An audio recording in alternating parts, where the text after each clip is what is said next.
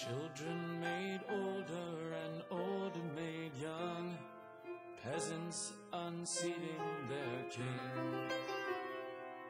Even the trees have undone what's been done, losing the bounty of spring.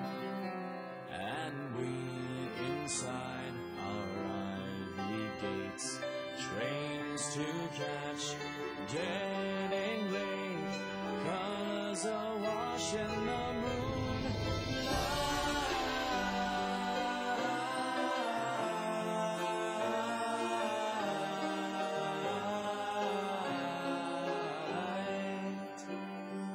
Roaming the sidewalks of which used to be the only knot out of our sight. Over and under, between here and there, locked away, safe on the wind. Wonder the choices of who we've become, ending back where they began.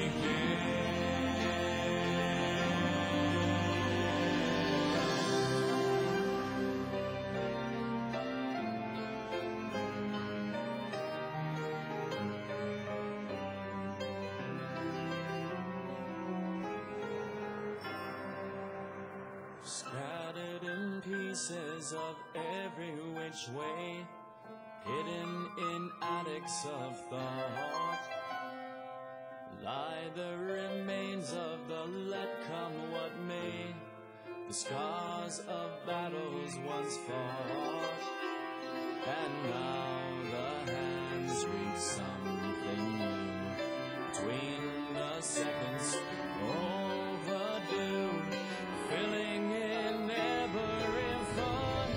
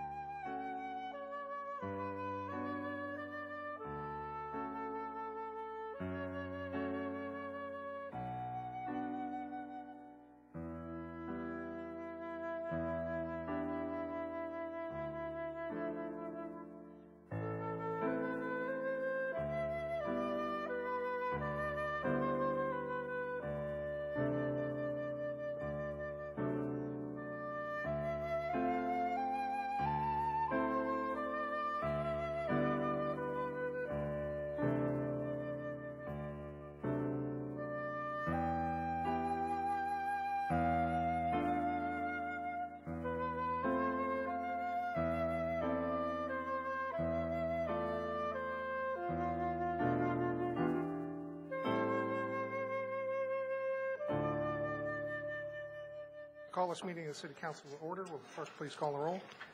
Mayor Williams. I'm here. Councilmember Barry. Here. Councilmember Clay. Here. Councilmember Robinson. Here. Councilmember Siemens. Present. Councilmember Snipper. Here. Councilmember Wright. Here. Are there any council comments? Councilmember Clay. I have a tale of woe to tell. Oh, keep it short. A short tale of woe? Yes. It involves Joe Edgell, Who's that? the guy who keeps running into the potholes as he drives home on his bicycle. Oh. Yeah, okay. Well, So that's Joe the bicyclist, not Yes. Joe the plumber? that's right, Joe the bicyclist. Joe the bicyclist got off of his bicycle and tried to cross Ethan Allen Avenue at Elm. And there was a bus going westbound and turning southbound onto Elm, and he had his little flashy light that blinks on and off from his bicycle so that they would see him in the crosswalk because it was pitch black. And so he started across the crosswalk with his wife, and he got brushed by a car. He got upset and he hit the car. And took down the woman's license plate number and called the police, and she stopped, and it all went on from there. And the woman didn't end up getting a ticket, and he was really upset by this. So there's two issues. One is it's really difficult, even after apparently even after you've been. I would argue he got hit by the car. I mean, they brushed you, they touched you, right? Seems like it's against the law. Oh, you're an audience. You can tell your own story. So there's two issues here. And so one is that there's the issue of the police officer being able to write a ticket when somebody gets hit by a car.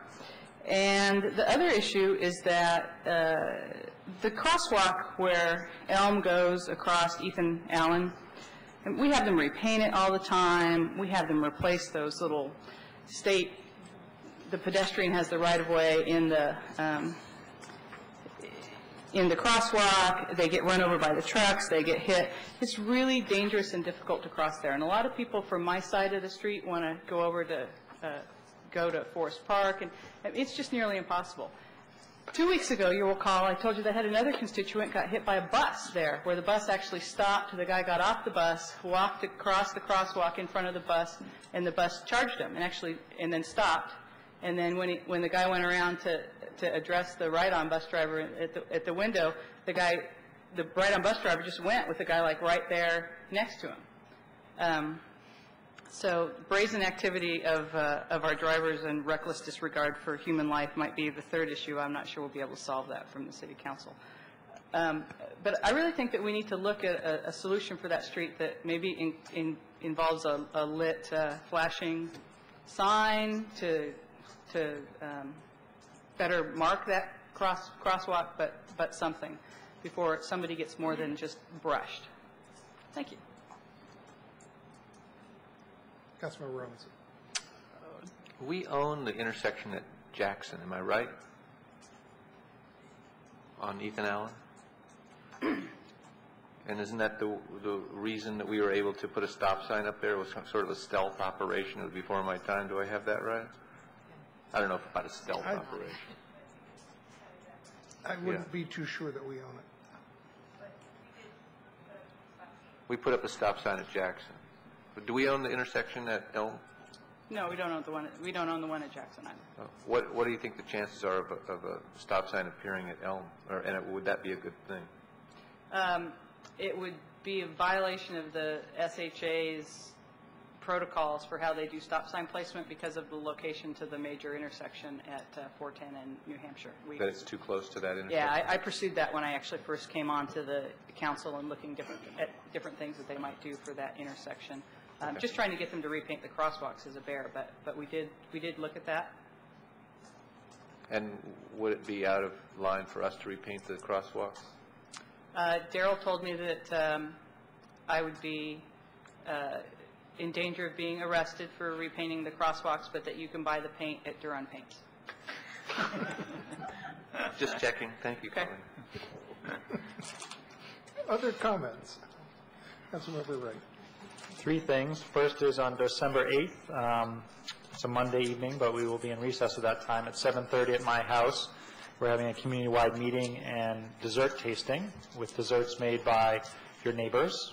So I encourage anyone from Ward 1 to come. I would ask that people RSVP by just sending me a quick email, joshlwright@gmail.com, so we can have a sense of how many people are coming. And if the numbers are really large, my house can accommodate probably 50 or 60 people, but if we get larger than that, we need to find a different venue. There also will be some tasty wine and beer as well, so I look forward to having everyone over. The second item is related to Montgomery College. Wednesday at 8 p.m. there is a Board of Trustees meeting for the college, and one of the items they're going to be talking about and getting a briefing on is the facility master plan for the Tacoma Park campus. So two things related to that. I would encourage anyone, any residents to come. There is only a limited amount of time to make comments, but I think the more people we can have there in the audience showing that we have concern related to the current plan will be helpful. And then the second thing to my council colleagues is either Bruce or I will be testifying or making comment during that, and it'll be in line with what we passed in the resolution, but I wanted you all to know that so that we could speak on behalf of the city, not just as individuals. Are you all okay with that? Great. And then the last item is... Did you note that that college board meeting is in Germantown? It's in Germantown, yes, sorry, at 8 p.m. on Wednesday, the 19th. And then the last item is a question for the city manager, I guess, is we've done great things in Old Town with redoing the sidewalks and expanding the handicap ramps and the bump outs. And I'm just curious, are we going to repaint, or do we have to get SHA to repaint the crosswalks so they line up with where you come out of? So, for example, when you're crossing Carroll there between, right where you go into Summer Delight, the crosswalk is 5 feet off of where the handicap ramps are, and also on Westmoreland, because we've moved the handicap ramps up a little bit so that when people go across, they can actually go across on a flat surface on Westmoreland. The crosswalk is still, 5 feet down the hill, so I'm wondering if we're going to repaint or we need to get SHA to repaint. Yeah, I'm not sure, Councilmember Wright, but I'll check with the staff tomorrow and get an email out to the council. Councilmember Siemens. Thank you, Mayor. I'd just like to call attention to the Ward 4 members at the Ritchie Citizens Association. We're holding their meeting tomorrow night at 7:30 at Hefner Park on Oswego Avenue. Secondly, Pat Lovelace asked me to give his regards. He was unable to come because of health issues tonight. But he's a peace activist who is here most Monday nights to say hi to us and voice his opinion about important issues in the city. And then lastly, I know when we built this community center or renovated the municipal building into a community center, one of the visions that many of us had was that this center would be used to provide alternative activities for the young people in the community. And we recently had a horrendous homicide just outside the city limits, and it has got me to rethinking the use of this building, and I wonder if it would be possible for the city manager to provide this council with a list of programs that are provided at this center for high school age young people. Thank you. Any other comments? I have just a couple quick items. One, I wanted to note that the Winter Basketball League, the new Winter Basketball League that this council discussed in some depth, is getting ready to start on December 8th, and that there are already a number of people who are registered with the program, but there's going to be a walk-in registration this Saturday, November 22nd, in the lobby of this building from 11 to 1, and anybody who wants to sign up, anybody in kindergarten through 8th grade can take part in this league, and as I say, the sign-up will be then. Registration is $50 unless you are enrolled in the free or reduced meals or similar program in the schools, and then it's $15 for Tacoma Park residents. So anybody who's interested in that program, come down and sign up on Saturday.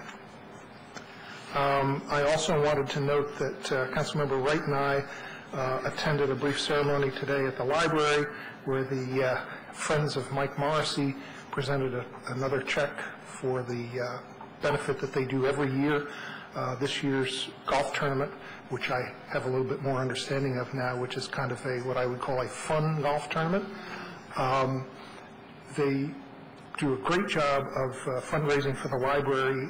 Mike Morrison was a resident of Tacoma Park who used the library, and when he died, his family said that it would be nice if people would make donations to the library. His friends organized this golf tournament, and they have it every year. They get sponsors for the golf tournament, and they brought a check today for $5,650 for the library, specifically aimed at the children's section of the library.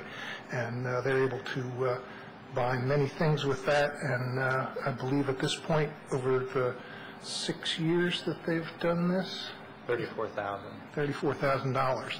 So that's quite a substantial donation, and we really appreciate it. And I just wanted to let people know that there are any number of ways that people can contribute to this community, and we appreciate them all. I wanted to note that I've been talking a number of times with the Public Works Director about following up with WSSC on the more permanent patches where the WSSC has done their work. There are a number of streets that I'm aware of that the repair work has not been finished. They put in temporary patches, but not the permanent patches.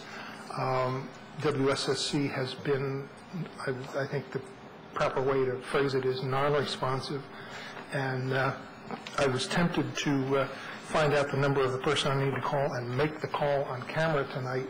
I didn't go there, but I'm ready to escalate things and start rattling cages because it's getting really late in the year. The asphalt plants will be closing very shortly because of the weather, and we have some streets that are really desperately in need of some work. I know Sherman, Grant, and Lincoln are among them. I'm sure there are others. And we need to get the attention of anybody we can at WSSC to get them down here immediately to make these repairs. So, Can we, I mean, there was some guy who was in the meeting when they were talking about Sligo Creek Parkway. Kevin Patience. Who said he would personally make sure that these things would happen. So can we bring him before us next week, before the council meeting next week? And half of Sherman has been done, but then they left this ditch for the lower half. Right. I mean, what the heck is that all about? That was weeks ago. Yeah, I know. You've asked for an awful lot. Oh, you meant all. And anybody who wants to drive up the 1 and 200 block of Lincoln between Maple and Carroll, you might lose an axle there. And a lot of people use that to get to Carroll Avenue. So especially with Sligo Creek Parkway closed because WSSC is working there. So there's a lot of traffic on that section, and big potholes have opened up. And with the rain that we had, it was possible to not see something that was going to lose the front of your vehicle. So we need to escalate that battle. And the final thing I just wanted to note is I had mentioned that a number of people were interested in organizing an inaugural event, inaugural ball in Tacoma Park. There is a group that has been meeting. They're going to be continuing to meet. Anybody who has gotten me their contact information, I've passed it along to the people who are doing that.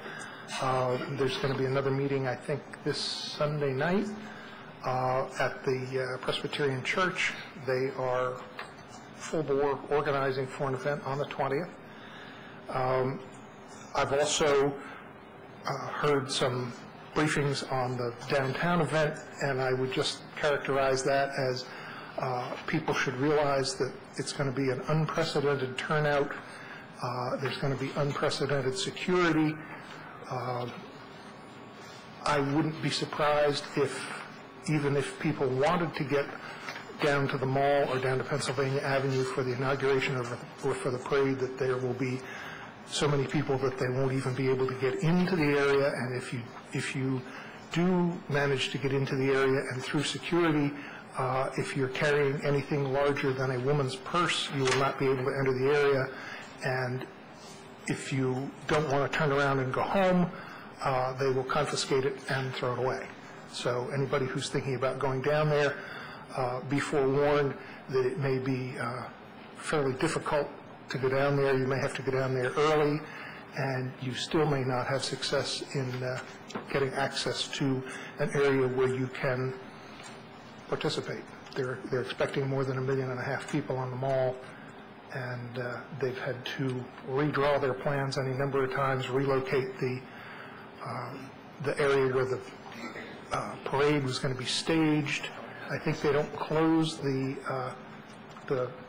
application process for groups who want to begin the parade until tomorrow, and if they said yes to even 10% of the groups that have asked to be in the parade will go until well after dark. So that will not be happening, and I know that at this point, I think there aren't any hotel rooms until you get to the Eastern Shore, and it may be moving across the Eastern Shore at this point. I know a number of people in Tacoma Park have put items up on various websites, including Craigslist, seeing about making their homes available to people for a price. It's getting pretty extensive in terms of the interest in participating, and so I think having a homegrown event may be very appealing to a number of people, because I think they'll soon realize that the ability to participate in the events downtown is going to be a lot harder than they think.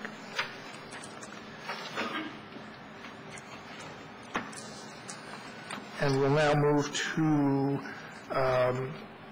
the public comment period.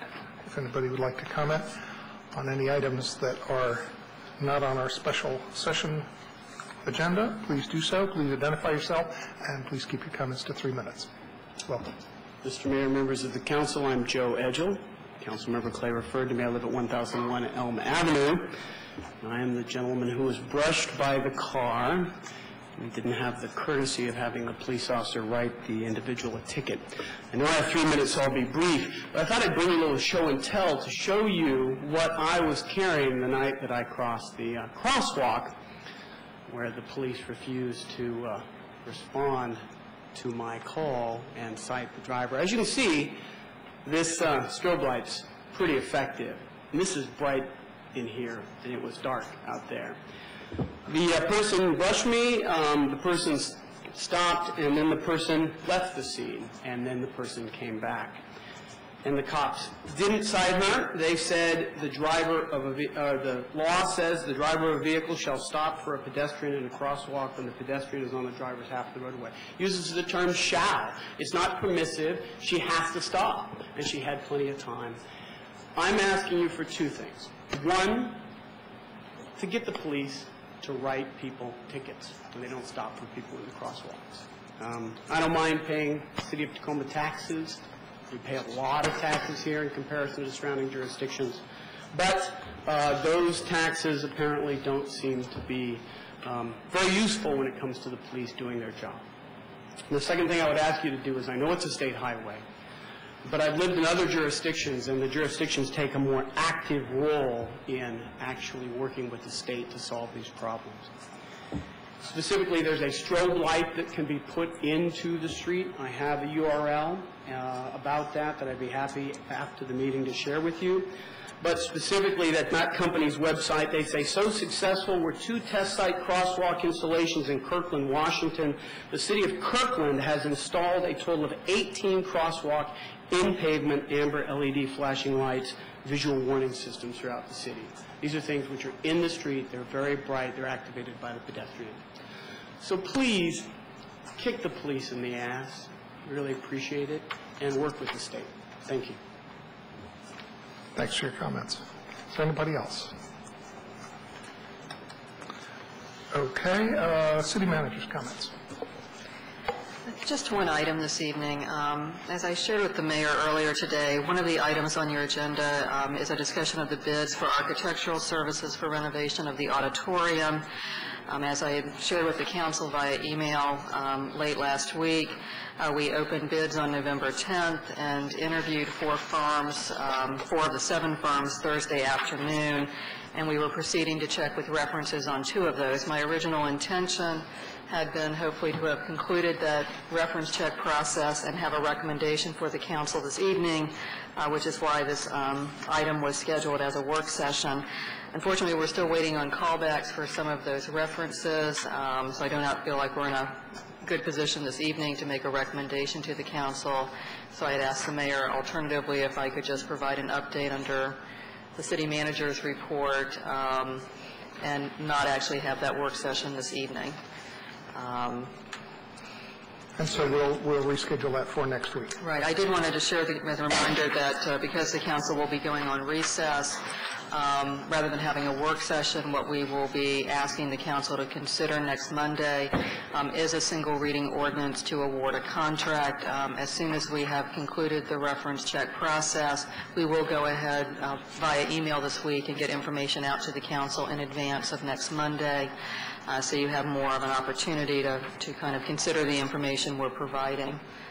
But we would like to try to get this process, contract awarded and this process moving before the council goes on recess. Any other comments? No, that's it. Okay, thank you. So we will move to our special session, and the first item on the agenda is a resolution declaring November 24th, 2008 as B.F. Gilbert Day in Tacoma Park. I'm looking around. I thought Gilbert might be joining us, but I don't see Gilbert in the audience. He will be here on the day, which is next week, next Monday. So, Diana, is there somebody who would like to come up and, or? Sure. I figured if you want to do that first, and then we'll get to moving the resolution. I'm Sabrina Barron. I'm the president of Historic Tacoma. I want to thank Mayor Williams, Councilmember Wright, and the rest of the council for bringing forward this resolution. Here's B.F. Gilbert, Benjamin Franklin Gilbert Frank, to his friends, born March the 2nd, 1841 in DeRuyter, New York, the 5th child of John and Sally Allen Gilbert. He was related to Ethan Allen, hence Ethan Allen Avenue, through his mother. He grew up on a farm, attended Richburg Academy in New York, and at the age of 21 came to D.C., where he worked as a clerk in a hotel and worked his way up to be manager fairly quickly.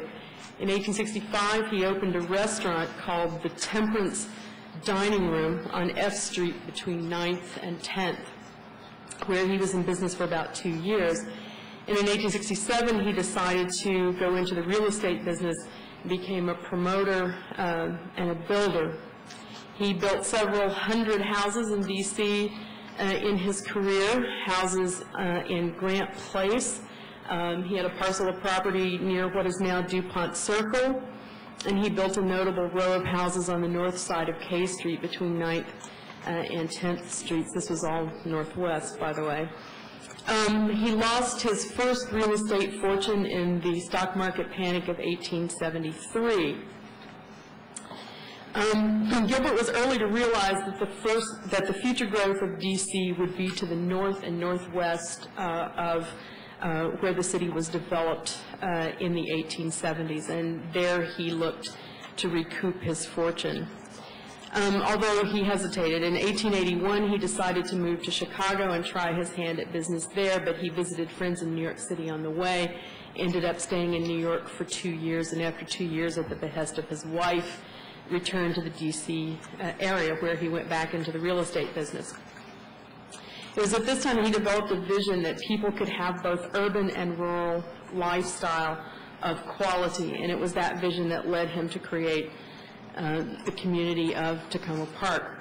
And it was on the 24th of November, 1883, that he closed the sale on approximately 100 acres of what had been the Gottlieb Grammar Farm, which straddled the Maryland and D.C. Lines, as well as the B&O Railroad right-of-way. He was very enthused about this property, even though his friends thought he was crazy.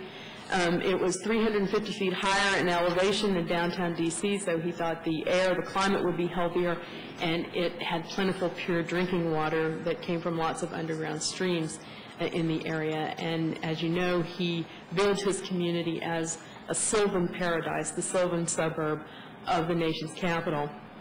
Before the Grammar deal was even closed, he sold his first 2 lots to 2 sisters, the Mrs. de Mowbray, and immediately after closing on the Grammar property, he had already sold a dozen more. The first house was completed in Tacoma Park in 1884, the Weitenheimer house, which is today the Hilltop Hostel on Carroll Avenue. By the end of 1884, 7 other houses had been built and occupied. The Dudley family, Colonel Kniffen, in addition to the Weitenheimers and Dr. Curry, in place and in residence. Gilbert's own house, which stood at the corner of Cedar and Tulip, was completed in the spring of 1885. In 1886 and 1888, he added 2 more tracts of land to the growing community.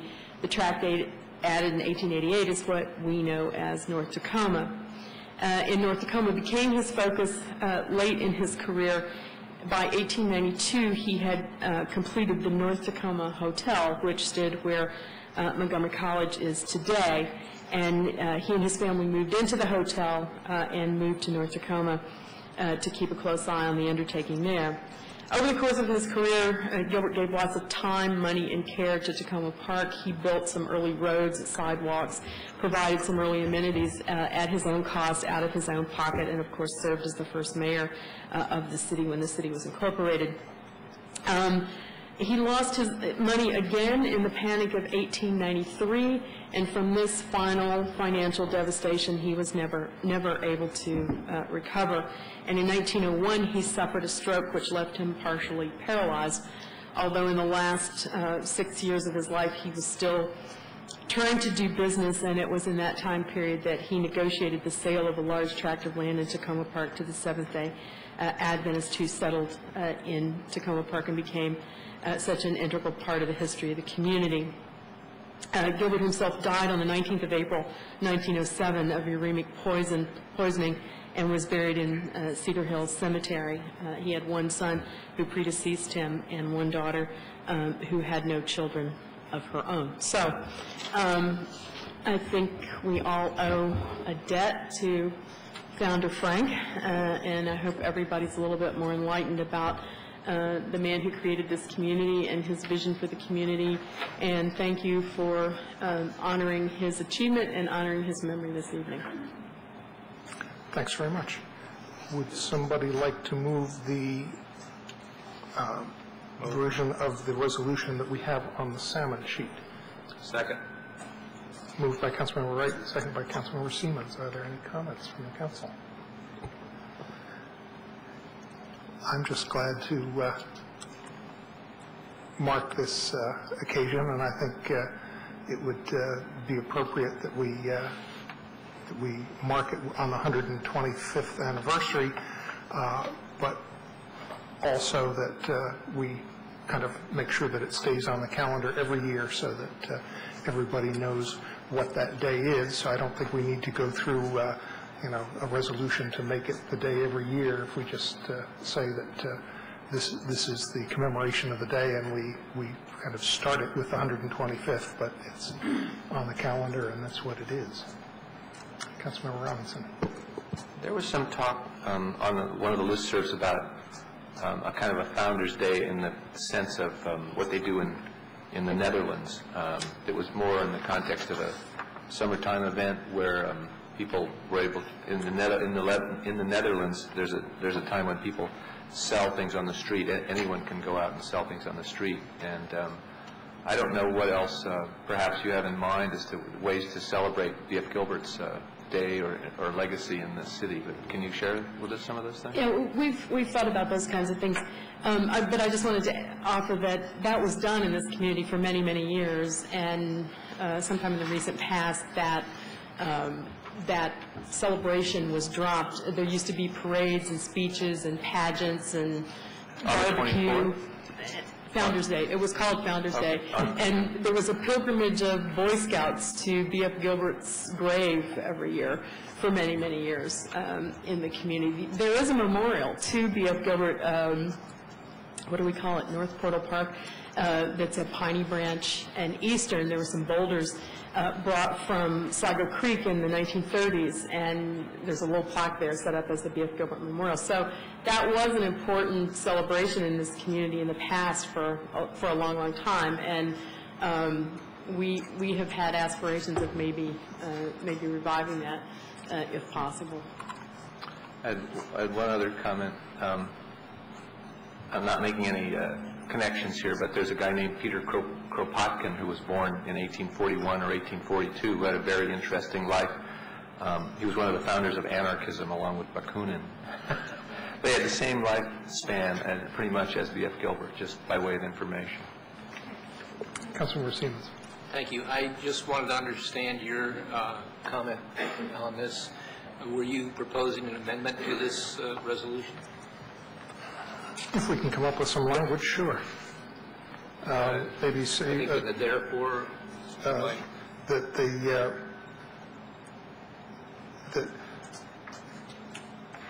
maybe if we just strike 2008, so Monday, or we say that if we just say that November 24th is declared to be B.F. Gilbert Day, and that we will celebrate that this year on Monday the 24th. Might we risk the 24th being Thanksgiving, and maybe we should change it to the third Monday of November?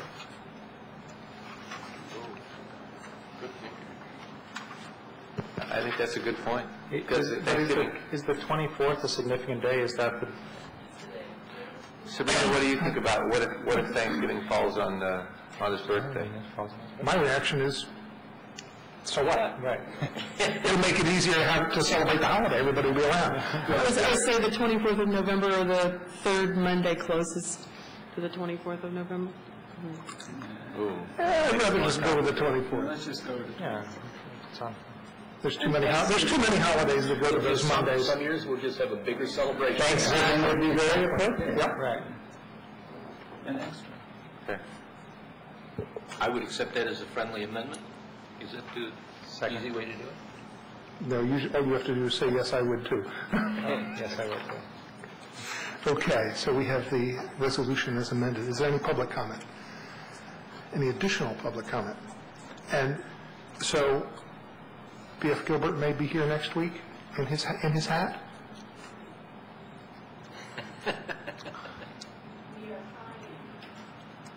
Let's twist his arm. Since it's a Monday night, he can come to the council meeting. He can just, say hello. I would like to say one thing. I don't know how we have a partnership, and I want to let you know we named our latest project. Could you come up to the microphone, please? Oh, the mic is the cable.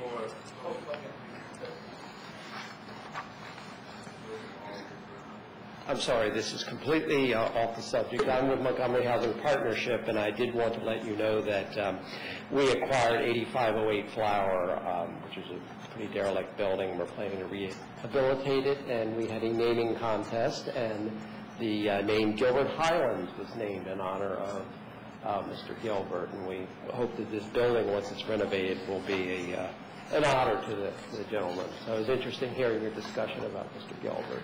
So. Great. On subject.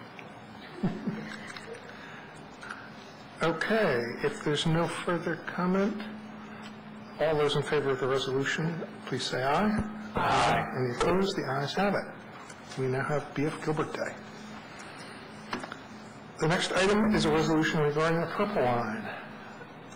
If Deputy Manager Suzanne Ludlow would like to let us know about changes from the item from last week.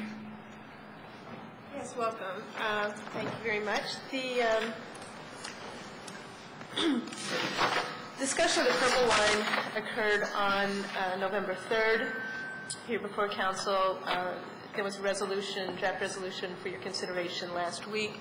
There were a number of comments brought forward by Erwin Mack, representing commercial business owners along the proposed Purple Line route in and near Tacoma Park. And taking the comments and their concerns, I did do a number of modifications to some of the points in the resolution that caused them discomfort, but weren't particularly the critical points of the resolution, which is to support the medium investment light rail version of the Purple Line. After preparing that draft revision, I was pleased to be asked to come to the meeting of the X-Roads group, which is a group of business and property owners, both within and outside of Tacoma Park, near the Tacoma-Langley area, and had a discussion with them about kind of the City of Tacoma Park's past resolutions on the subject of the Purple Line, what the resolution as revised included, and then some discussion about what the draft was calling for. There was also some discussion with representatives from MTA who met with the owners with detailed drawings of properties and where the lines of disturbance and the possible lines of acquisition would be for several of the alternatives, which obviously is of great interest to the people who own property right in that area. I think a couple of the points that I took away from that discussion, which was very positive and a friendly atmosphere, was that, certainly there's lots of concern about how the Purple Line would affect people's business, but there's also very strong support for a light rail Purple Line among that group. And so they're trying to learn about it, they're trying to consider what might happen. And part of the discussion included kind of what's the maximum that might be taken from the people's land. And the lines on the maps that were shown to the business owners were, in the consultant's perspective, kind of the maximum that they would go, given the current state highway standards for sidewalks, but also the various options. And that in many cases, in actuality, they might not go that far. That when there was a discussion, there may be a need for an easement. There certainly are times where there's limits of disturbance where you just have to clear out and do the slope, but then that's restored and that land is kept by the property owner, that kind of thing. And I think that there was some comfort with that. Nevertheless, after the meeting was over, I know that members of that group corresponded with Neil Teague and Erwin Mack to identify are there any further changes that they would like to see in the resolution. And I'll let Mr. Mack discuss that. He has shared with you their recommendations for the Be It Resolved clause, which has been put at your place. Erwin, would you like to say a few words? Thank you, Suzanne, Mr. Mayor, council members, City Manager Matthews. I can tell you that you are fortunate in having Suzanne Ludlow on your staff. When she talks with a group, tempers don't flare, people get calm, her voice doesn't go up. She and I are antithesis sometimes in that way. I get red in the face, I get tense. She doesn't, so you're fortunate. However, she did an excellent job of making a presentation to a group that could be considered as adversarial, but really is not. There isn't any question about the 15 property owners who own anything from a small plot to 10 acres on the crossroads, which is significant, as well as the area down at Riggs Road and University Boulevard. So in terms of aggregate, we're talking a couple of $100 million worth of commercial property that's represented by these 15 people. And if you can try to get a consensus out of them, it's like herding cats. If you had 15 cats and you wanted them all to go in the same direction, and they now have a mind to do that, that's what these people are like. But you can understand with the investments they have that they have concerns. And we have some familiarity with herding cats. Pardon? We have some familiarity with herding cats. Yes, I'm sure you do. I'm sure you do. I had not seen the SHA plans to the details that we did that day. It's the first time. In all my years at the Crossroads, I just envisioned light rail going down the middle of the street and business going on as usual. But that's not the way it's going to be when you consider the width of University Boulevard and what it might do to existing parking lots and entrances to many of the commercial areas, and what they call, I think it's correct calling the takes, some of the things that they're going to take out in light of the need to do that for the Purple Line. So even in spite of that, there wasn't any great rumbling saying we're now opposed to it when they saw for the first time where a line could come on the property.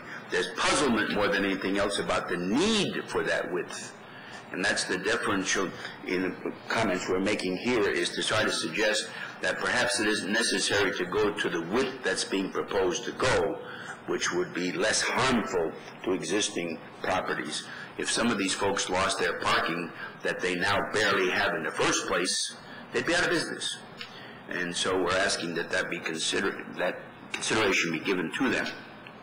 In addition to that, the recognition is also given to in the environment in terms of, in this case, of the grass and the tracks. We wrote down questionable not because there wasn't a big argument about that. There isn't anybody who wouldn't like to see greenery, plantings. The question is maintenance. And we have clear illustrations of that on Carroll Avenue, where I live, just off there, that every year, every couple of months, I'm going after SHA to get their hay balers in to mow down 3 feet of grass that shouldn't have been gotten that high in the first place. And it's right on the border of Tacoma Park and Long Branch or Silver Spring, if you know where I'm talking about, between Long Branch and University Boulevard.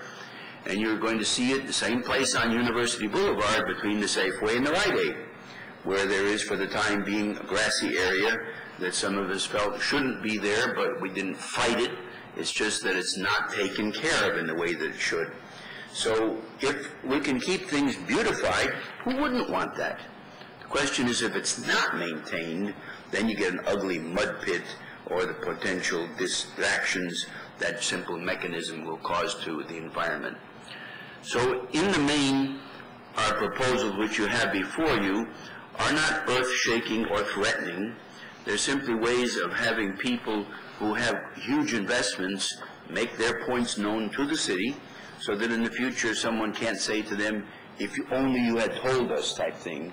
You know, if you had said it then, we could have done something about it, but you didn't, so it's too bad for you. And admittedly, and I say this again, giving Suzanne the greatest amount of respect as the valued ally, a friend, and a staff member of the city of Tacoma Park, there are those who basically say, Tacoma Park's not going to tell me what to do. But we've managed to temper them, even in saying, for the good of the whole, everybody wins or we all lose if we don't sort of work together. And as she aptly said, I keep lauding you. I appreciate it. I tell you. Aptly said, the entire city is surrounded by other jurisdictions. So no matter what we do, half of some street's going to be under another jurisdiction. So if we talk about what we like on our side, it's bound to affect you. And this is why the group, the X Roads, was formed, because that crosses over the line into Prince George's County. And we have those people with significant properties who are on that group, bringing them in purpose so that there be some concert in terms of the discussion and the representation given. So the points we made in blue were there primarily to say, from the perspective of people who have yet to see how this is going to work, we're just simply saying, be careful, please. We have valuable property. We have people who can't protect themselves with law simply because some of their properties are very small and therefore they wouldn't have access to legal counsel, where others have no end of money. And our proposals are here for your consideration, and I defer to my colleague Suzanne. I do have a couple comments on the proposals that the X-Roads Committee has shared with us, and I greatly appreciate that we did get this information as fast as computers will allow, which isn't always helpful. The first proposal here is to change item number 3 in the resolved. It currently reads, urges the acquisition of sufficient right-of-way along University Boulevard to enable future installation of wide-shot sidewalks shaded by trees and buffered from traffic. Now, this is an area where, of course, there's concern that this means taking more of the personal property. It's staff's belief that it's very important for us as a community and as a city government to continue to support the pedestrian safety measures that we've been putting forward for a long time, and do feel that that's an essential part of this proposal, that as we build something that's transit-oriented, so you have to walk to get to the station, that walk be a comfortable and safe one, and that you can go into the businesses comfortably. The next item, item 4, does talk about balancing and being concerned about not taking excessive land from the property owner. So we are looking for that balance. Part of that goes on a case-by-case basis. One of the things that I think is really important about the issue is that if the sufficient right-of-way isn't taken, and obviously it kind of goes every 20 feet, there's some different thing to look at, where the buildings are and that kind of thing. But if sufficient right-of-way is not taken and budgeted for now, we'll get not a very nice project when it comes out. It'll look cheap and not comfortable. And later on, as the properties redevelop around, the property owners may have to actually pay. As they go through the site plan process, they may actually have to contribute some of their land to making the pedestrian flow a safe one.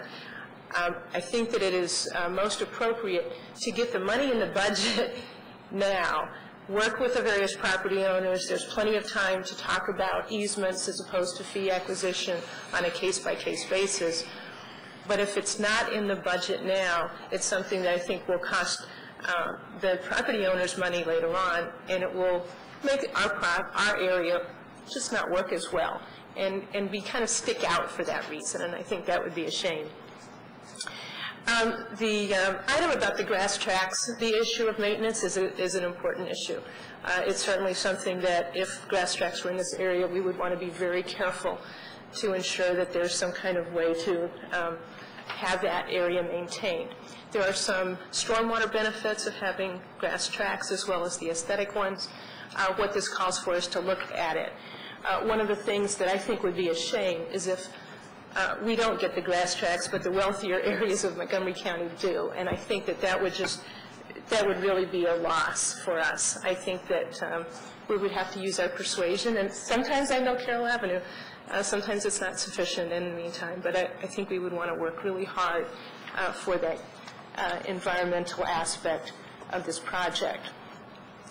The new proposal of an item 9, which urges the Secretary of Transportation to work with SHA to develop appropriate standards for transit areas that will allow continued access to commercial properties via intersections, left turns, that kind of thing. That may be something you want to consider. I don't think that it's something that actually could be done. I think that that standards for this really don't work. That basically, this is done on a case-by-case basis. Where do you need a left turn to enter a commercial property? Is there another way to work it out? And one of the things that I feel pretty good about is the City of Tacoma Park pays a lot of attention to proposals for lane changes, traffic signals, the impact curb cuts, and that kind of thing. And we are concerned about the stakeholders and their access to their properties. And I think that would have to be something on a case-by-case basis. I certainly would urge the X-Roads group to have that part of their comments to the MTA if they wish, but I don't know that it's necessarily something that actually could come about. And that's up to you if you'd like to put it in.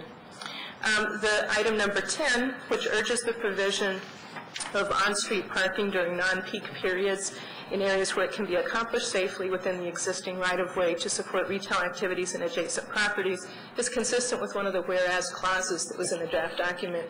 I think it's fine to put in there if you wanted to include it. To me, it would kind of make sense to go somewhere just after number 5, which is the grass tracks item, and before the thank yous and that kind of thing.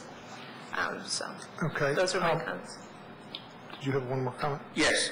My point to bring to you is the fact that for 20-plus years, nothing happened at the Crossroads. Nothing. Just what the CDA was able to work out with the city's help to do such as we're able, and all of a sudden we're inundated with everybody doing everything at the Crossroads, and it's overwhelming in terms of what in the world preeminates and predates what. Because you have the sector plan, which is coming in, and for which people have seen their properties divided, alleys widened from 21 feet to 100 feet, which means the destruction of buildings in the future. And so you have people with large amounts of commercial property saying, what the heck is going on here that's going to affect my ability to run the operation that I've had for all these years? And then the purple line starts to show where these lines of right-of-ways, et cetera, are going to impact. And then the transit center comes into play. So you can understand that there's nervousness and there's distress and concern about what's really going to happen. Yet everybody looks forward to the day when redevelopment truly does take place because it's needed, and everybody knows it's needed. But it's like everywhere else, it's NIMBYs here too. Well, you So realize, as long as you touch their property, but not mine. you realize this is all a testimony to your many years of groundwork that you laid. I hope it did some good, thank you. So that's my comment, Mr. Mayor, is simply saying that I respect the fact that these good people have been willing to meet as a group. That was even questionable to begin with because they don't have to. They've chosen to sit together to dialogue with each other, with the city, with the county, with the state, and saying, what can we do that's reasonable and right, yet not get hurt to the point where we're harmed? Okay. Appreciate that. If I could remind my colleagues that we had this resolution moved and seconded last week, so as it comes back this week, it's already on the table. So we don't have to move it and second it again. If we want to make any changes to it, what we'll need to do is amend it. And if I can just make a couple of comments based on what I've heard from Ms. Ludlow and Mr. Mack, and propose a possible course of action for amending the resolution, looking at the version that we've been looking at with the modifications and addendums in it. What I would propose is that we add some language to the fifth, therefore, so that after the existing language, we would add and urges adoption of strict maintenance schedules of these green areas, so that it would talk about use of the grass tracks and addressing maintenance. Then we would add, kind of in there as 5A, the number 10 at the back. And then I wonder about with item 9, if we just strike in the second line the words appropriate standards for, so that we're urging the Secretary of Transportation to work with SHA to develop transit areas that will allow continued access. Then we're not asking for the standards, we're just saying do it as appropriate. And Just let me just clarify on that. One of the issues here, and that may not be an issue for you, but I just wanted to clarify that this came out of some discussions where you've got a station, it can block driveway entrances so that you're not able to make the left turn to get into somebody's property, or you may not want to some extent before and after a station to have people just walking across the tracks. And so part of this is trying to find the balance between having good access to properties, but recognizing that with a transit system going down the middle of a road, there may not be as much access as there currently is. And so I just want this to say whatever it is that you mean here, whether you recognize that sometimes that restriction will occur, or whether you'd really rather there not be restrictions to those kinds of left turns. I see it as not saying don't ever restrict. I'm saying pay attention to trying to make it work. Okay. To kind of complement what you're saying, Mr. Mayor, is we were quite stunned to find MTA, SHA, and the Purple Line plans for the same area not anywhere near the same. And we've been trying to ask them to come together and meet in their own right to say, how can we synthesize this so that a property owner can make sense out of the real future as opposed to 3 different points of view on the same square footage. So there's sort of where the standards comes in to try and force somebody to sit down with the 3 groups and say, all your good ideas need to be merged so we can relate to a single set of plans for this particular area. So, Mayor, for number 9, it would read, urges the Secretary of Transportation to work with the State Highway Administration to allow continued access. Is that how you were looking at it? I was leaving it to develop transit areas that will allow continued access. I have a question that might clarify. Are you asking would we be asking the Secretary of Transportation and State Highway to develop these standards or these transit areas everywhere they work, or are we talking about our area? This is the X-Roads proposal? This is the area between University in New Hampshire and Riggs Road is all we're talking about. Okay, that's what I thought. So maybe we should be specific here. Rather than saying, like taking it back to a universal standard. Or transit areas, like where are these transit areas? They're all over. Maybe we should say to develop this transit area to allow, and I kind of, just from my own perspective, I think the standards, I can see where the standards issue comes in, so maybe we need to honor that in some way too, because it sounds like they're trying to bridge differences between different planning bodies. Maybe we need to be specific about that, and then urge others besides transportation and state highways, and say, urge all relevant all relevant entities or agencies to reconcile their differences as regards transit areas.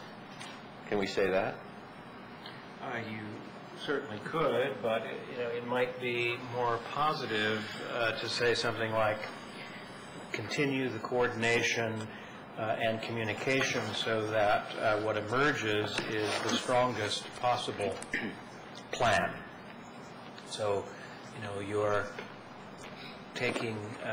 recognizing the need for the continuous coordination of all these bodies so that the strongest possible plan emerges, and it also suggests that, without saying so, that there are some just differences of opinion, or there are some misalignment of the progress that is going forward. Would you propose that as a kind of a substitute language Yes. for number 9? Yes, for number 9. I also have a couple of other. Could you repeat that one again? No. Somebody's. I think you have to continue the coordination and communication among the different governmental entities, something to that effect, so that the strongest possible plan emerges, or towards the emergence of the most important. You figure it out.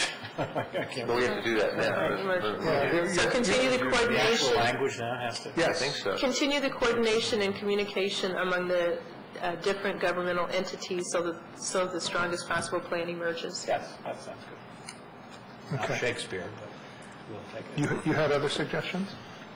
Yes. You want to make those now? Sure. And can I just also say as an aside, even though it's getting late, I can't resist this, but this is sort of a comment on the unfortunate title of the working group, the X-Roads Committee.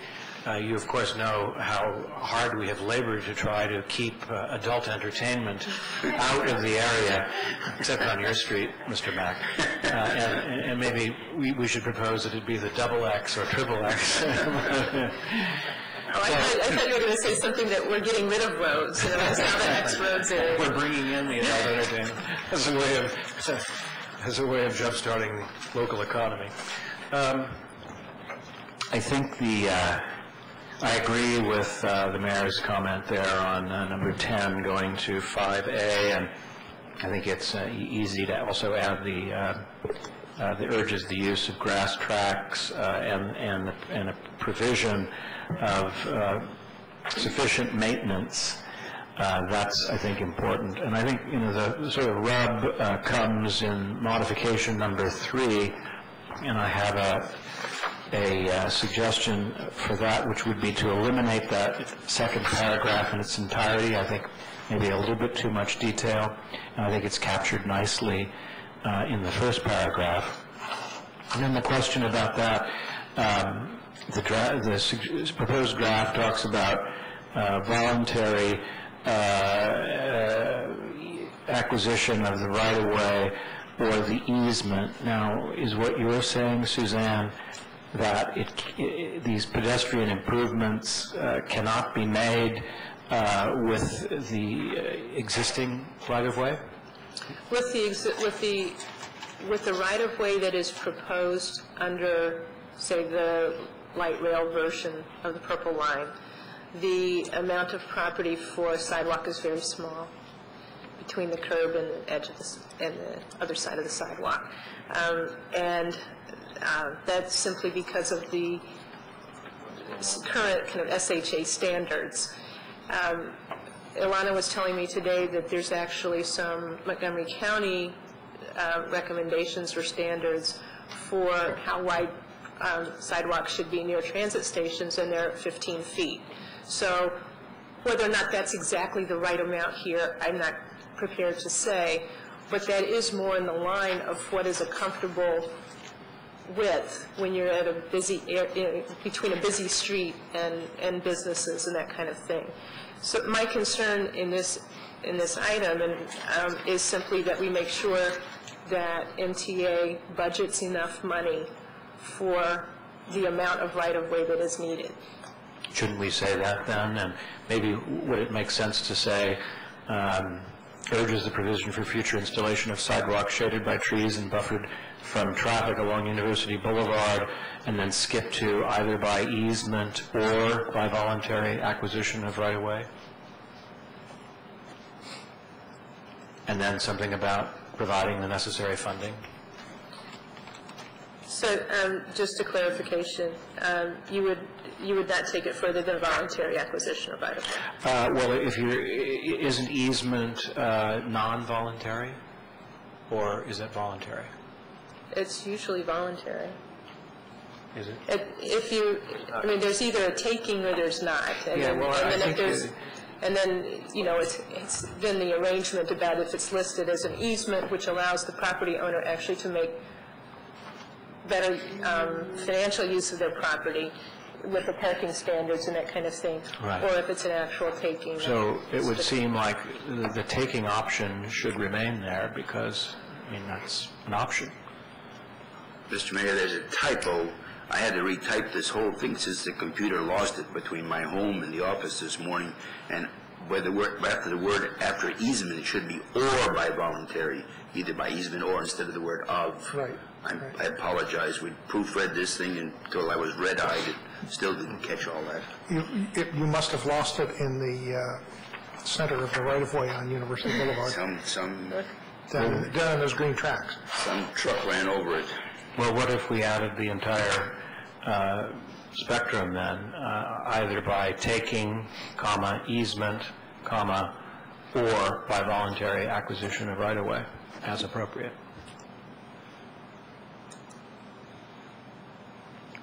That would address my concern about Okay. the financial aspect. And then finally, I'd just like to note that last Thursday at the Crossroads meeting, one of the county council members lamented that she might not be alive to see the completion of the Purple Line. I'm wishing her, of course, a very long life, but I do think that the construction as planned is to begin in 2012, and there's not that many miles to build, so we're not looking at the completion. I mean, we are looking at the completion of this, assuming the funding is in place in the not-too-distant future. And I do think, as I mentioned on Thursday, that with our new president and the focus and emphasis that he places on mass transit, putting people to work, rebuilding and improving our infrastructure, that the chances of getting the funding for this to be built from the federal sources and local sources is, I think, quite good. And I'm very optimistic that this is going to happen, and I'm glad that we're putting this resolution forward. Thank you. Councilmember Wright. Just in the section 3, I wanted to be certain that you're comfortable that there's language in there that's going to make the sidewalks wide enough. I know you didn't say you don't want to prescribe 15 feet or 10 feet or 20 feet, but I just get worried between the proposed 3 and the modified 3 that we're not explicit about somehow articulating. Maybe wide enough isn't the right word, but appropriate for pedestrian safety or something like that would be.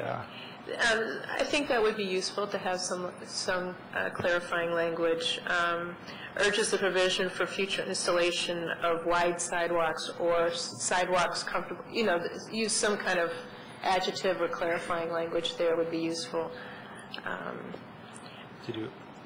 The reason that we omitted it was for the very purpose of saying nobody knew what that meant. So therefore, while no one's opposed to appropriate sidewalks, how wide is wide? And in some cases, when the right-of-way comes so close to buildings, I don't know how you put 12-foot sidewalks, even though we'd all love them, where they're supposed to go. So we left that out, as suggested to be left out, with perhaps some other language that would imply that proper sidewalks be installed to accommodate pedestrians. And typically you're thinking about at least 6 feet to allow 2 people with strollers, for example, yes, 6 feet next to the curb on University Boulevard is not comfortable. And that's... If you're up against a curb, you're right. And so, and even with the kind of numbers of people in the Tacoma Langley area, you're not just talking about 2 people passing. It's often quite a few people. I don't know. I would feel more comfortable if it said something about wide sidewalks. I'd like something to distinguish it from the minimum SHA standards. But you are absolutely correct. We don't know how big that is, and it will depend on how much that balance between what the private properties have, what the slopes are, where the buildings are, all those kinds of things. Well, how about ensures sidewalks of a width that maximizes pedestrian safety? Would that be sufficient? All of the wordsmithing here, SHA, as you pointed out, SHA has rules about the sidewalks and, may just say, well, the minimum is in fact all that's needed. I'm not sure it's really necessary to spend a lot of time on this, frankly. But it's nice to have something in there that we can point to when they come back with something and say it really needs to be wider than you're proposing. Sure. So I like Councilmember Berry's suggestion. Yeah, I do too. Language. And just, I guess I would make a comment, which is, I'm very sensitive and understand the property owner's concern about the economic viability of their the properties, in large part based on the size of the parking facilities. And I guess I have a statement and a question. I'm assuming that the zoning in the area allows for development such that there could be greater density or mixed use in some of these commercial places, or is that something that needs to be there is minimal language to that effect in the current zoning. The reason that a large part of the sector plan is to develop the zoning that will allow exactly for higher density mixed use kinds of development. Because I think the place we want to get to is sort of part of the idea of putting the Purple Line there and having the sidewalks is that you get more of a walking community and less of a car-dependent culture, and therefore parking spaces in the long run would be less important. And so I know it does, it's a challenge to sort of, as the owner, to say, well, is that desired outcome of the walking community actually going to come to fruition, or is one going to happen and there's too long of a lag effect before that we transition to that, and then my business is in trouble. But I think that's just the business and sort of planning jujitsu that needs to go on in terms of how people think about it. I think the issue, and this occurs in this first paragraph, is this idea about the sidewalks as redevelopment occurs, and that's the phrase. There's very strong differences of opinion on that, and it's up to you to choose how you want to do that. It's much easier to say, well, we'll have appropriate sidewalks once we decide to redo our entire property. However, there may be segments where you need to put in sidewalks before that redevelopment occurs for public safety, and that's up to you to determine how you'd like to characterize it in here. Are there other comments, or can I summarize where I think we are with the amendments? Okay. Correct me if I'm wrong, but what I've heard is that there would be renumbering as appropriate, but that item 3A under the therefores would be urges the provision for future installation of sidewalks, with your little phrase. Of a width that maximizes pedestrian safety. Okay. Shaded by trees and buffered from traffic along University Boulevard, either by taking, by easement, or by voluntary acquisition of right-of-way as appropriate.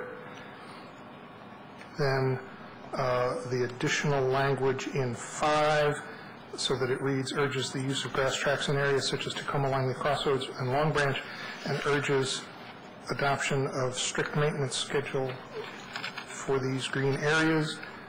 Then 5A is the old 10, and were we still going with 9, striking appropriate standards for? Did I miss something? I have There was other language that Councilmember Berry added to number 9. What was that language? You have that. That's the communicating.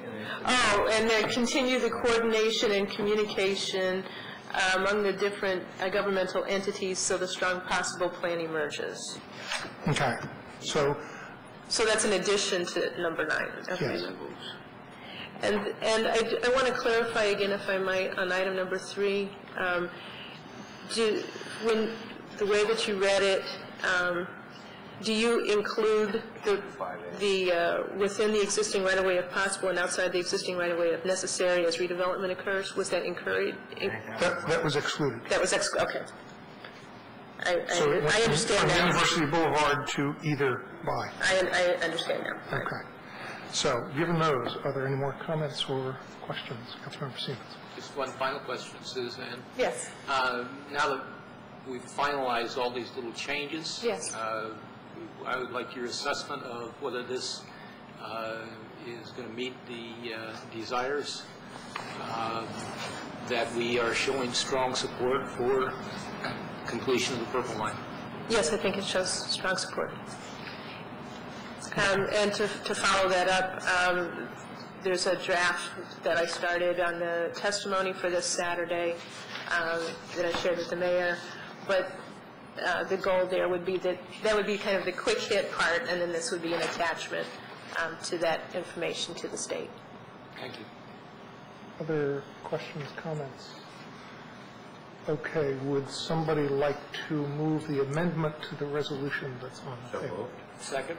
Moved by Councilmember Berry, seconded by Councilmember Siemens. Any further comment? We'll take public comment. Public comment on the resolution as amended.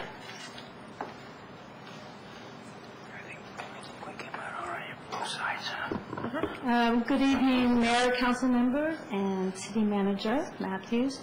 I'm Lori Kelly. I live on Grant Avenue in Tacoma Park. I've also been working voluntarily with some of the businesses in Langley Park.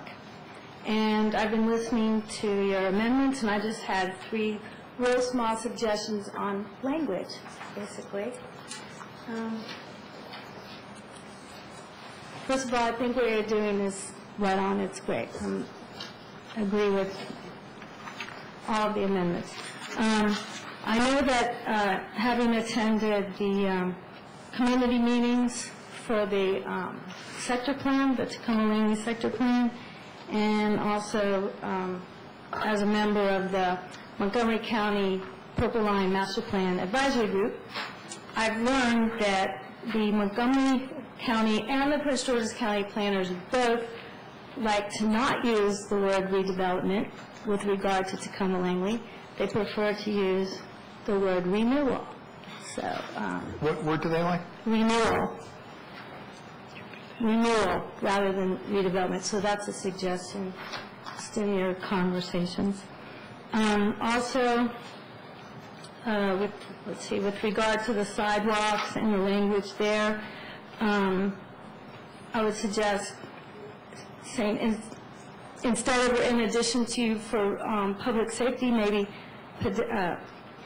pedestrian mobility, pedestrian safety, pedestrian mobility or access, something like that. And also, Councilmember Wright brings up a good point when he talks about the end game here is that the whole area becomes less reliant on cars. And so the existing property owners, need to realize that, maybe 10, 20 years from now, they won't need as many parking spaces. But on the other hand, in reality, these international businesses, these international specialty stores, do get a lot of customers from outside the area because they want to buy products from their home countries. They want to buy, clothing, food, videos, other media. And I've been told there's people from Potomac, from Virginia, from West Virginia that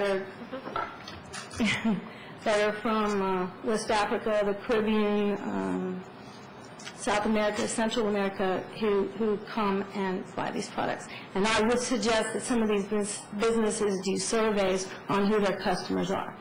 Because yes, there will be growth in sales to residents in the community, to sales to people traveling west to east or east to west along the line of the route of the Purple Line.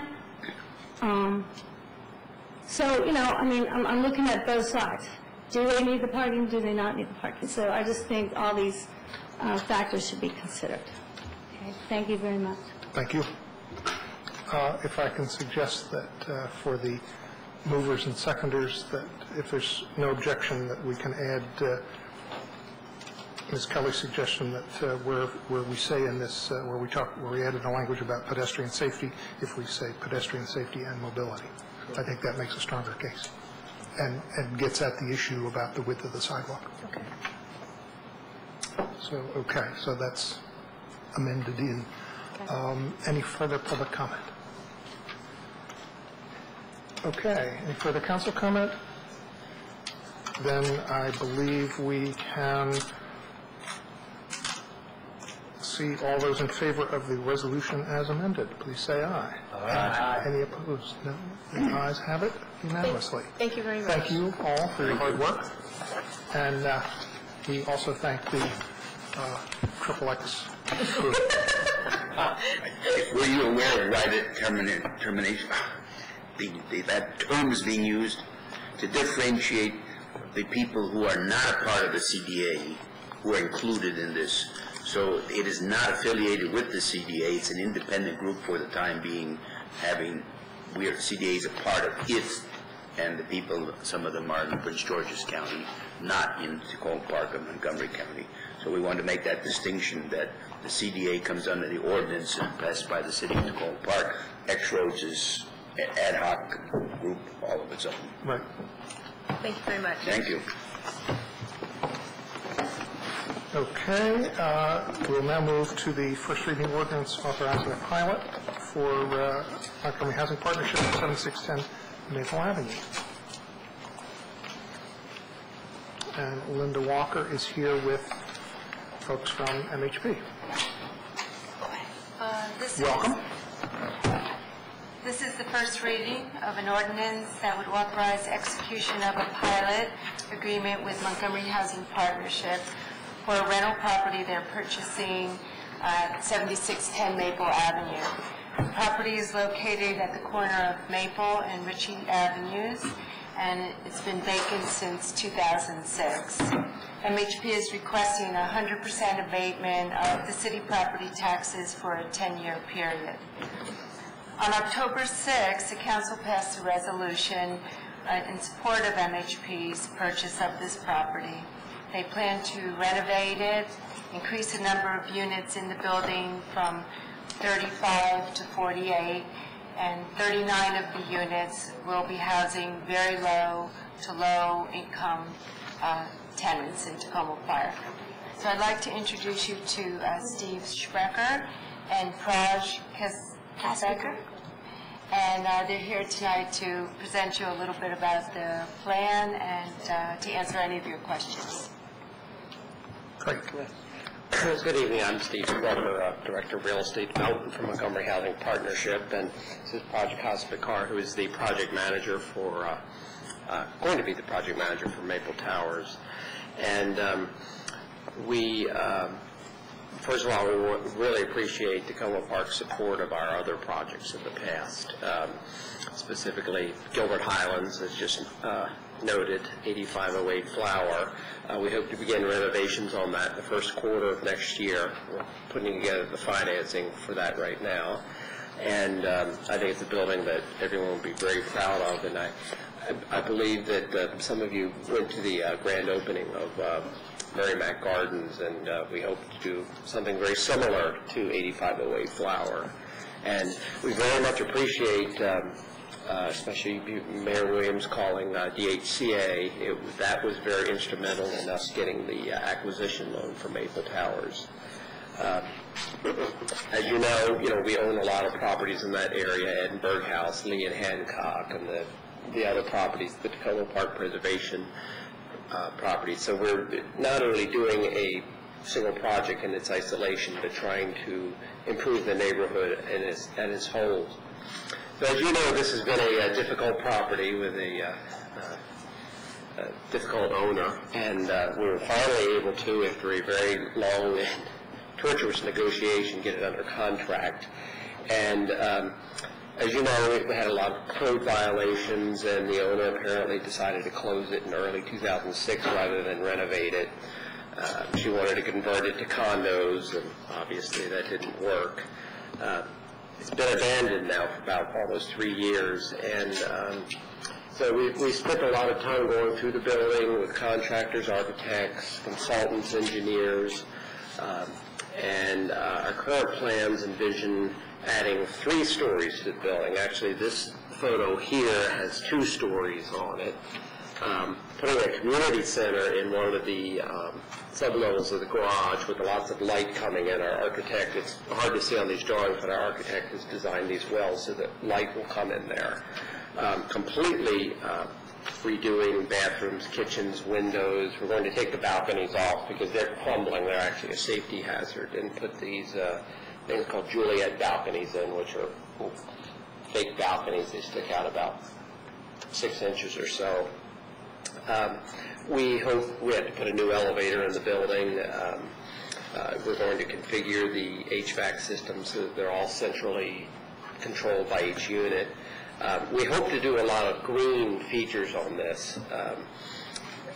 We're still evaluating the possibility. We would love to do a green roof and some impervious paving, and all of that is very expensive. We are applying in the December tax credit round to the state of Maryland for $8 million in tax credits. And again, we very much appreciate your support in the past. And as you know, maintaining a property that's been abandoned for years is very expensive, and every little bit helps. And we really would appreciate a full pilot reduction, especially for this property, even more so than the other properties that we've acquired, because this one has been abandoned for so long, the per unit costs are very, very high.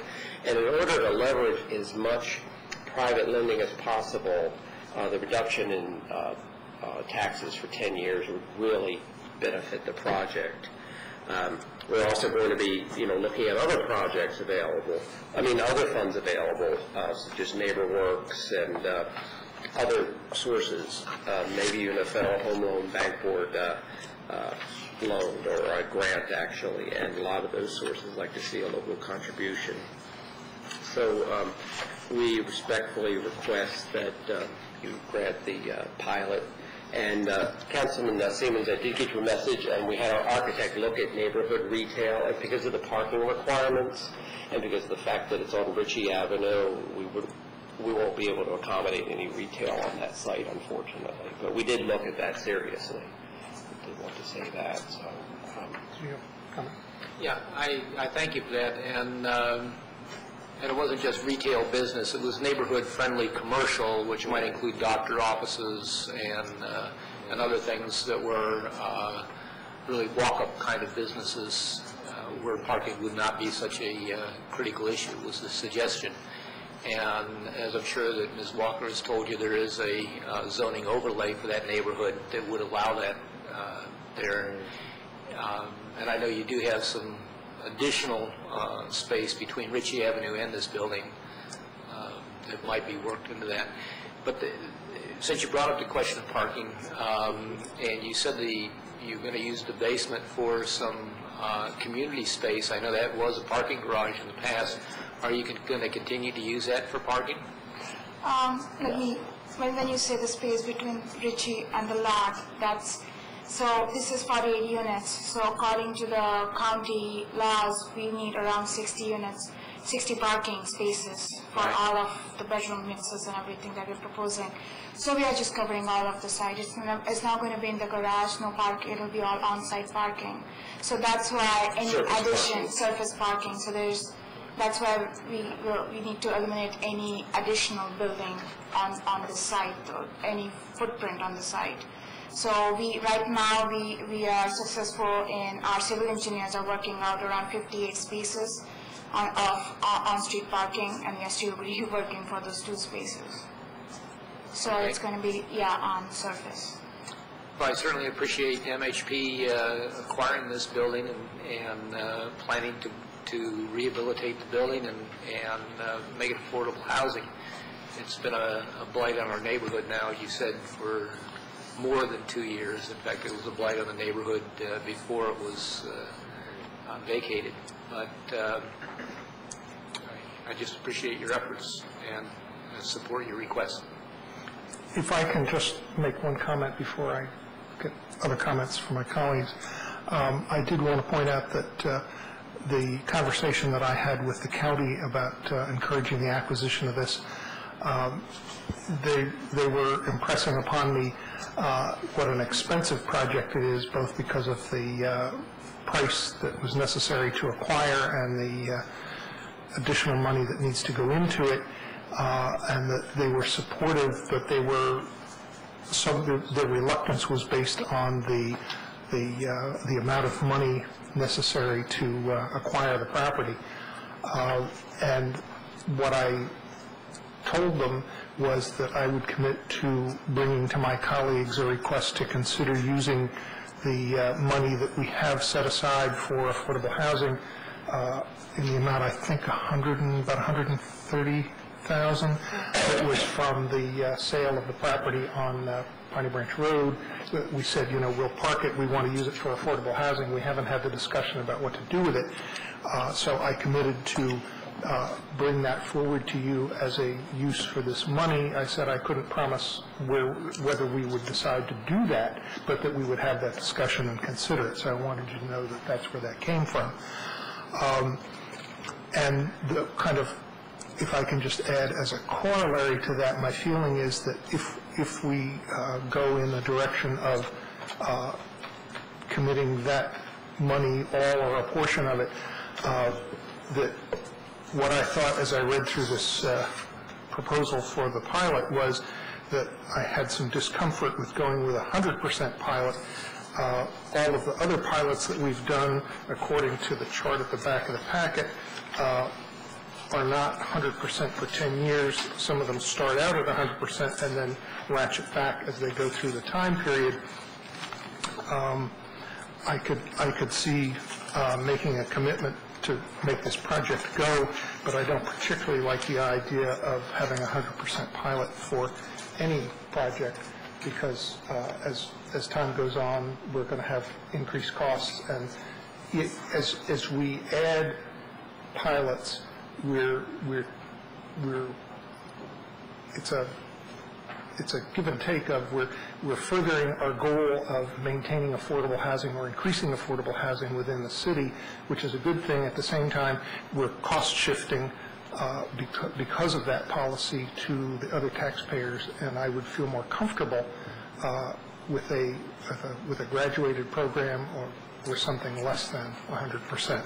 I don't have a particular number in mind, but it's kind of the principle of the thing that I'd like to go that direction. So having said that, are there other comments? Councilmember Robinson.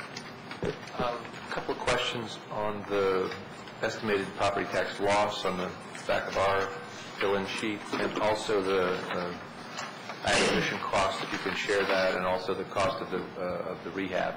I see that there's $4 million dedicated, or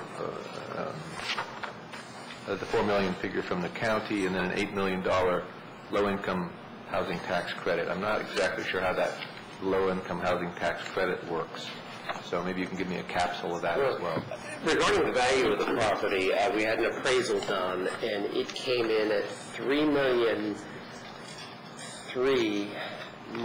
Was it $3.2 million? When we did the appraisal, the appraiser assumed that all the core violations, around 178 of them, will be taken care of, and then she did the appraisal. So the appraised value came for $3.3 million. But then the county wanted to know as-is value of the property, withstanding 178 cores and everything shut down, nothing working. So our contractor went in and looked, just saw what the core violations were, and that came to like around $525,000 just to take care of 178 core violations. So even the appraised value is 3.3, the real value comes to like around 2.7, and that's where the county was really hesitant, because the purchase price right now is $3.2 million. 3.2. I Yes. see. So there's this $500,000 of, oh gosh, do we have to? Yes. But you guys are going to rehab and put on a couple of 3 floors. Oh, yeah. How much is the value of that rehab? Well, probably about $100,000 per unit. And there are maybe $120,000 a year. We're still working on all of those numbers. And you said when you take a look at the it's going to be 48 units. 48 so units. right now, So that's $5 or $6 million there. yeah, because this is a concrete structure, we have to put in steel structure of 3 units. We can't put the wooden structure. So somewhere, okay, I'm just trying to get the ballpark. $131,000 per unit. Got it. Okay. And then, so the $8 million in low-income tax credits, are those credits that can be sold on the market in some way so that you get, you can leverage money to do the development? Is that how that works? That's essentially free money, and we're applying for $8 million in credits, but we're getting a net of about $5.2 million. The total development costs of this project are about $13 million, and that's acquisition and rehab. And all the related costs. We're looking at a permanent loan of about $3 million, a county commitment. We're still working on the numbers of about $4.2 million. We're putting in, at least a third of our fee as a deferred development fee. So we're putting in a lot ourselves. And that sounds like $132,000. We really appreciate that very much too. So. These tax credits are essentially something that is sold on the open market to syndicators, and essentially it's just free money that reduces the total development cost so that your must-pay debt is kept lower, and as a result, your rents can be kept lower. I see. So in the end, you'll have a $3 or $4 million debt on the building, but you're going to put in about $13 million, and you're getting it from various sources. And on the back of our briefing page, it says, levy year 2009 assessment $1.2 million. Is that the current assessment on the property? Yes. Okay, and then it says estimated levy year property tax is $7,700. That's this year's property tax value at $1.2 million. Right. And then, so that it says the estimated property tax loss of pilot $77,000. That's based on this year, but that's a value of $1 million. And so if the ending value after $13 million is paid on it is $13 million, then the quick math shows me anyway that $77,000 equates more to something like $770,000 in taxes that we would be foregoing. Do I have that right? Actually, all of the real estate taxes on the project right now, this is county and city and state, are $21,400 a year. Okay, what is that 77? I know, I'm not sure. It's Tacoma Park property tax. It's listed here Oh, on I the see. assessment. 21 is Actually, that's, wait a minute, hold on. That should be 7,776. That's what it says. an error in that. Right, that's correct. So 7,700, and then 10 years of that is 77. But I'm just trying to clarify, that seems like a very much, a much lower figure than we would forego if we agreed to a 10-year 100%. The pilot amount would be a lot higher than 10 times the current tax. Yes, so I guess I'm expressing concern that what we have in front of us is 10 times the current tax, when in fact it might be 100 times the current tax. If the value now is $1 million and the ending value is $12 million. Well, these properties are assessed not at the market value, but often at the income that is generated from the property. So if you put $13 million into a property, it doesn't mean it's going to be assessed on $13 million. It's actually based on the net operating income of the property. What's your estimate of the assessment? That's what I was going to add, because when we did the appraisal, we did as is, and then we also did what it would be after spending $13 million on it, and it was $4 million. So, okay, so after the $13 million, the $4 million is the assessment based on the amount of income that's coming in based on I see. Okay, so that's $4 million, so that's more like 3.5 times. So in that case, it's more like $250,000. I'm just trying to ballpark here, right? I'm just trying to get some numbers that I can understand. Okay, thank you. I'll stop my grilling for that.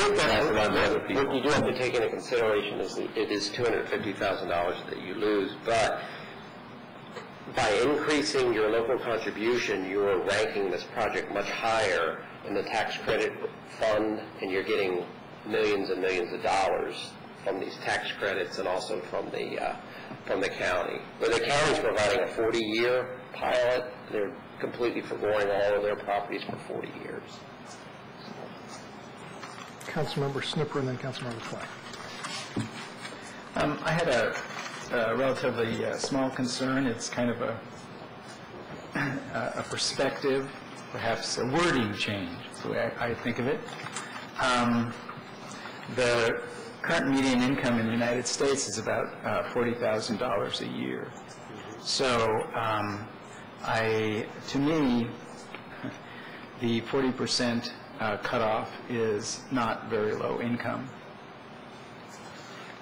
So I would prefer that we did a little wordsmithing, and on the resolution under the 4th whereas that concerns the income, that I would prefer to say will be occupied by moderate income households. Technically, because the median income for this area is $99,000, then that's why 40% is considered very low. And, even though the national income of $40,000 is. That includes Iowa. Yes, I'm well aware that Montgomery County is a very rich county because there are a large number of people with very high incomes, but there are also lots of people with very low incomes in this county. So to me, saying that this is available to somebody with a very low income, when very low income corresponds to way higher than what working class person would earn in this county seems kind of misleading to me. Would that wording change create an issue though with the tax credits? Because I think the tax credits are pretty specific. Yeah, they are. These are defined terms. As defined by a percentage of median. So that would be my only concern. The state defines all anything 60% below to be low income. And remember, these are not average incomes, these are median incomes, which means half the people in the D.C. area make above and half below. An average would actually probably be higher. The average income in the D.C. area is probably in the 110s, 120s, something like that.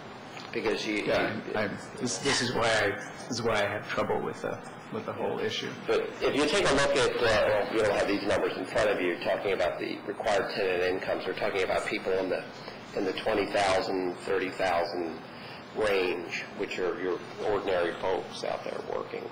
And that 39,000 is for a family of 4 as well. Yeah. So if you have a smaller family household, then it would be, the qualifications would be less. I mean, I'd like to add that all the DPP projects and everything, that when we do the leasing, it really becomes hard sometimes to get someone to qualify for low income. It's 40%, because if it's 2 people working, it often goes above 39,000. And so if you have a 2-bedroom for 40%, it's really, I know as a whole we think that yes, we want to do affordable housing, but like when we do marketing, these units, they are not as easy to lease. When we say low income, it really does cater to. That's why I said, to me, it's a kind of perception thing.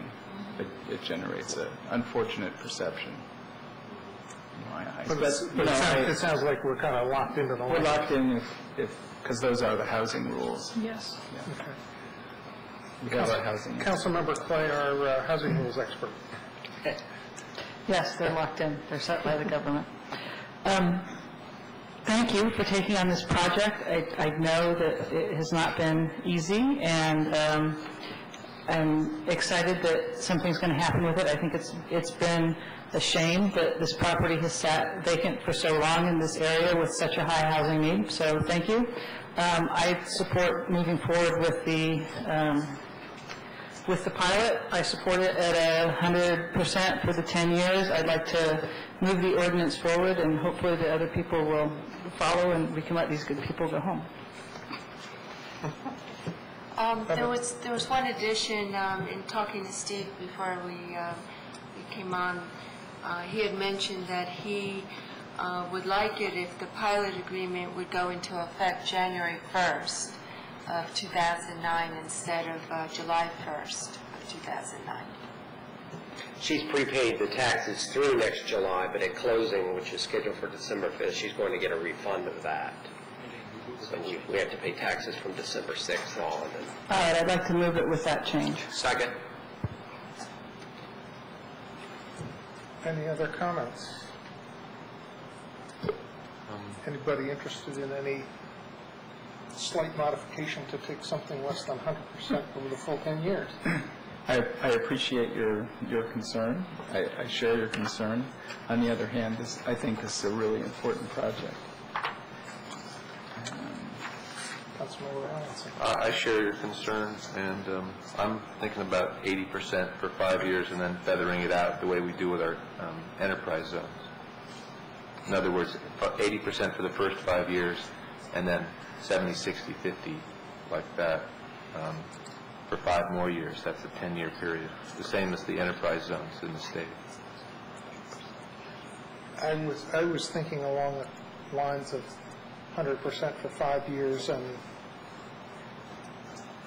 then 90% for years 6 and 7, and 80% for years 8, 9, and 10. Well, I didn't want to get say with it, but I wanted to get something that acknowledged that we don't want to do 100% all the time. And I understand you don't want to set a precedent, but I think this one does have high public purpose, and it's a little harder to get your first debt sized to a certain amount. It's a funds leveraging issue more than anything else. They will size the loan for 5 years, but then they take a look at what happens from years 6 through 10 and say, okay, well, you've got to put this huge reserve in to cover that. So it's more a leveraging issue more than anything.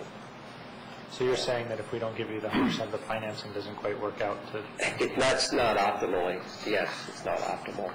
I would like to add that I think that as a council, we should expect that the next few units that we see that come through sort of post-havoc of the real estate buildup and some of the other issues, particularly if we get a couple more that come through from people who bought without recognizing what the influence was, that we're going to have to pony up maybe a little bit more for the next few that we have. And also, that also relates to the finance market right now as well. I think, all those things that come together are going to make it a little bit more difficult. So you're saying this may not be the only 100% for 10-year pilot? Yes, I think you should expect to see this for the next year at least, particularly with a property that has sat vacant for 3 years and in which, as I read, you're doing a green roof and some other amenities. I'd like to add that when we are doing the CDA application for low-income housing tax credits, for this round, because of the whole housing policy efforts, and they have included a lot of green features as a must in these buildings. And we are sort of upping the ante with the green roof, and all these come with some maintenance costs. So, I mean, the maintenance cost of this building with 2 elevators, with 48 units, with steel structure, is going to be huge. So, I would really appreciate any support from City of Tacoma Park. And actually a year ago, I remember Victory Housing was talking to the owner to get this property, and I think there is a group on Maple Avenue. It's the Tacoma Park Resident Association or something. I did a training with them with Impact Silver Spring, and we talked to them about this property. And when MHP decided, and when I started working with MHP, I was really excited because everyone looks at, because it's right next to Park Ritchie, and it has been there has been problems with some drugs and illegal, like some arson sort of issues, and I just think that we really need strong financial support as well for this property. And if you do a walk through after the closing, she wasn't resident before that it's really crumbling, and it's going to take a lot of financing investment for this property, especially because this was built in 1966.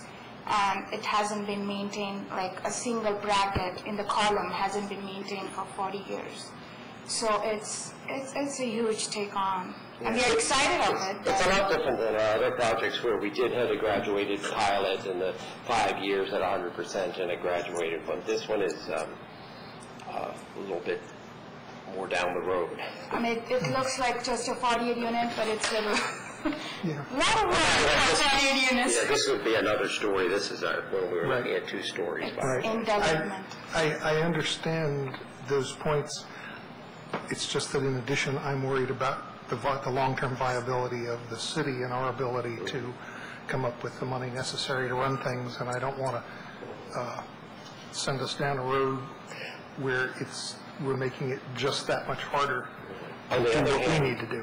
Sure. On the other hand, too, the other projects were all occupied. This one's not occupied, so you're getting 48 more tax-paying folks, which pay local income tax. If you only knew how little we get for our local income tax, you wouldn't say that. But we get 17%. 17%.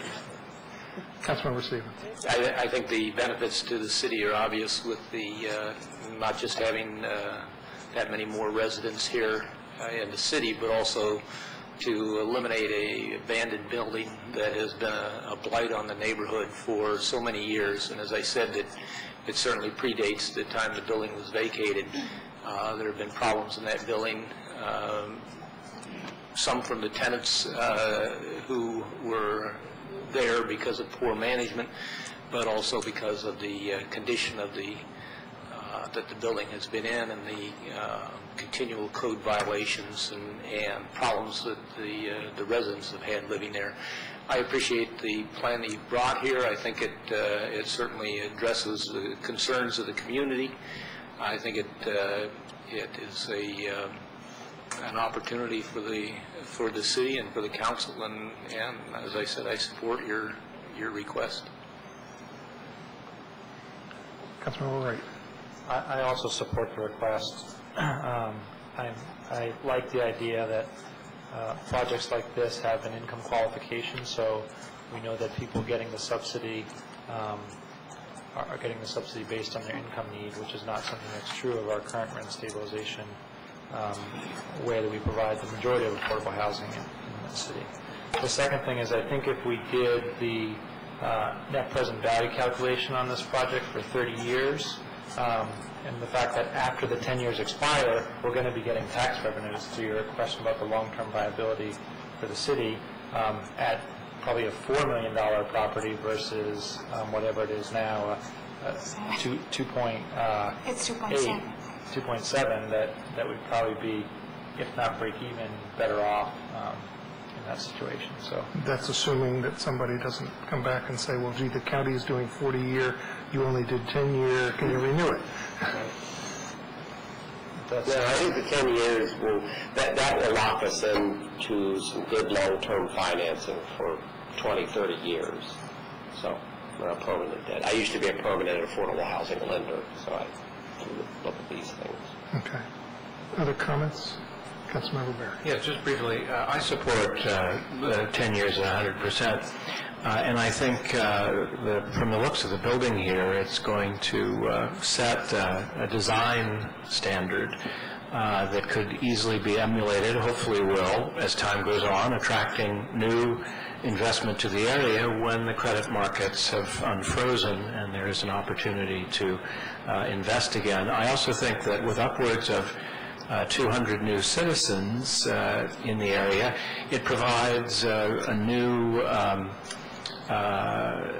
shot of diversity, which I think that particular area needs in particular. And what I mean by that is income diversity in particular, but also it's going to bring in people who are going to want to participate, hopefully, in the life of the community. So I think for those reasons, I fully support 100%, 10 years.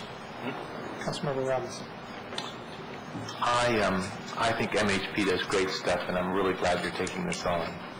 I've seen you work on my street at the Edinburgh and around the corner in Hancock and in Manor Circle, and so I think it's great.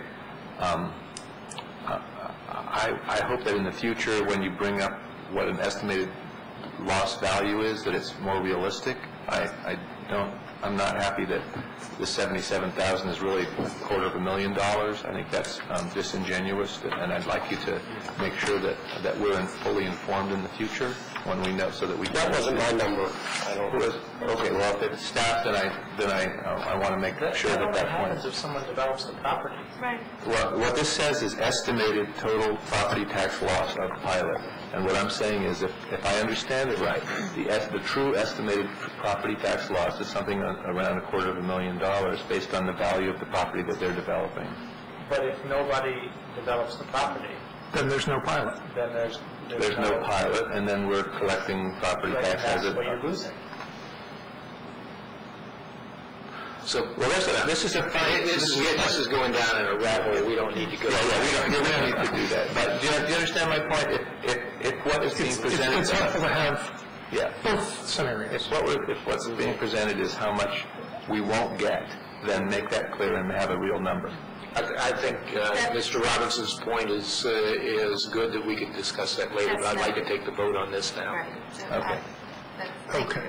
Then let me just comment and make sure that everybody understands that I'm fully in support of this project.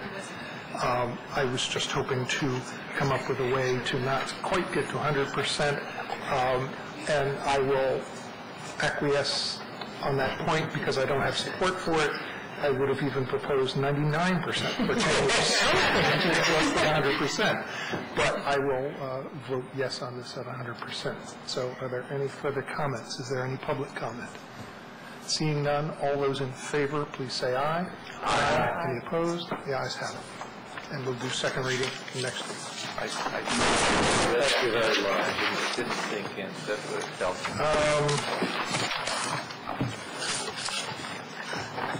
I think I'd like to just kind of charge through without a break. We have the person here from the Nuclear Free Zone Committee, and we've got a couple quick items, and then we can be at least through to that point so that we don't hold her here longer. So if we can move along, and we have the first reading ordinance amending the code, making technical amendments to the police employees' retirement plan. Move the ordinance. Second. Anything we need to know? I think everything you need to know is in the cover sheet. I'd be happy to answer any questions. This has been supported by the board of the plan. These are technical amendments to make it in compliance with the IRS regs. Any questions? Any public comment? Seeing none, all those in favor of the first reading of this ordinance, please say aye. Aye. Any opposed? The ayes have it. We then move along to second reading ordinance amending the Tacoma Park Code to revise a stormwater review fee and permit fee for institutional, industrial, and commercial facilities. This is something that we had first reading on some time ago. We've had some discussions with the Public Works Director, and she has come up with a new plan that we discussed in work session and liked. The city attorney's advice is that we should it's different enough that we should introduce this item as a first reading, not amend at second reading. And so the advice from the city attorney is that we should kill this second reading. So we should vote against this second reading and then bring it back as a first reading with a different Nobody ever follows my advice when I suggest All right, move the ordinance as a second reading. Is there a second? Second. Moved by Councilmember Clay, seconded by Councilmember whoever it was, Ryder Robinson, whoever you want to pick. And to clarify, is there any advice of the city attorney? The advice of the city attorney is to vote no on this second reading. On this second reading, which is something we have a revised one. Correct. I got it. And this is something we hardly ever get to do, which is have a unanimous, I hope, no vote. So this should be lots of fun. We can have little, hats and little party favors. So we do vote no sometime, you mean? Yeah. Hey, I voted no once. Yeah, well, it happens on occasion, but we don't usually have. Unanimous. We don't usually get to have a majority no vote, and I don't ever remember having a unanimous no vote. Well, so is there? I don't have a party hat, but I'll wave my Dorito. I'll wave the gavel. Is there any council comment on this? Is there any public comment? All those in favor, please say aye. All those opposed, please say no. No. Any abstentions? Unanimous no. Thank you. We now move to the consent agenda. Move the consent agenda. Second. Aye. All those in favor of the consent agenda, please say aye. Aye. Any opposed? Consent agenda passes unanimously. Yes. Oh, we have to do, it's single reading, so we have to do Yeah, man, you get this. Well, if I don't write it down on this copy of the agenda, and you all are going, yes, even before. And we are. Will the clerk please call the roll? Mayor Williams. Aye. Councilmember Barry. Councilmember Clay. Aye. Councilmember Robinson. Aye. Councilmember Stevens. Aye. Councilmember Snipper. Aye. Councilmember Wright. Aye. I got so excited with the all voting no on the previous one that it was so easy to look. That passes unanimously. We now move to the final item of the night, which is the work session discussion with a member from the Nuclear Free Tacoma Park Committee and to give us a committee update. So if you'd like to sit at the table, that's probably the most comfortable. Remember that putting papers onto the microphone goes for the big noise and big scratchy. And welcome. Good evening, members of the council, City Manager Matthews, City Clerk Carpenter. My name is Linda Gunter. I'm one of the members of the Nuclear Free Tacoma Park Committee. And as you may know, we have our 25th anniversary this year, 25 years nuclear free. So as a committee, we felt that it would be appropriate to mark this in some fairly significant way. And we are having an evening event actually in here on the 10th of December. We have a flyer, which I'll try not to rustle, I hold it up, which we produced is very simple. It just says that it's here on the 10th, 7:30 to 8:30, which is a little bit of an approximation, and that there will be movies, music, speakers, refreshments, and more. And what that really means, would you like me to just give you a rundown of the program itself? What that really means is that we'll have an introduction from you, Mayor Williams, to welcome everybody. And then we'll show a short film. It's actually 8 minutes long. It's a satirical piece that was done by the Project for Nuclear Awareness in Philadelphia, and it's called Got Bomb, ? So it's sort of like Got Milk. And it sort of pokes rather poignant fun at the fact that we still have 5,000 nuclear weapons on hair trigger alert that can be launched and reach their destinations in 15 minutes without recall. And that's a sort of level of insanity that we need to dispense with. That will be followed by 3 speakers. The first one is Jay Levy, who's a long time, as you know, member of this committee and chairs our committee, who will just give an overview of why we're nuclear free and what that really means and a little bit of history. The second speaker is Tom Kalina, who lives in Tacoma Park also and is the executive director of 2020 Vision, who will put the nuclear weapons danger in the context of today's world. And the third speaker will be me, and I'm going to talk about the sort of bridge between nuclear weapons and nuclear power, partly because that's my area of expertise, and partly because we're looking now at a renewed threat of not only waste transportation right through Tacoma Station on freight trains if the Yucca Mountain waste dump were to open, which is less likely now that Obama is our incoming president, but also a third reactor at Calvert Cliffs on the Maryland shore, which is about 50 miles from here, so we're certainly within range if anything were to occur there. We'll wrap up with Doris Justice, who will be playing some music.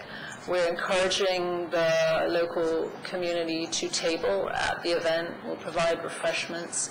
As you know, there are a lot of individuals and organizations that have expertise on nuclear issues in Tacoma Park, so we deliberately picked speakers who live here. We figured we should pool from a rich resource. And from a publicity point of view, we're planning to distribute these flyers, hopefully in the store windows, on the requisite telephone poles and other places. We've talked to The Voice and to the newsletter to get a piece in there. I've talked to Howard about getting on Mark Cohen's Coffee House show, hoping we get a piece on there. We'd like to approach the Washington Post, either the Gazette or the Metro section, NPR, hopefully Koja, Nandi, or something like that, to try and give it as much advance publicity as we can. We'll put it in the AP Daybook and in the calendar of events as far as we can, so that we'll hopefully draw people to the event for the evening. And I believe there's also,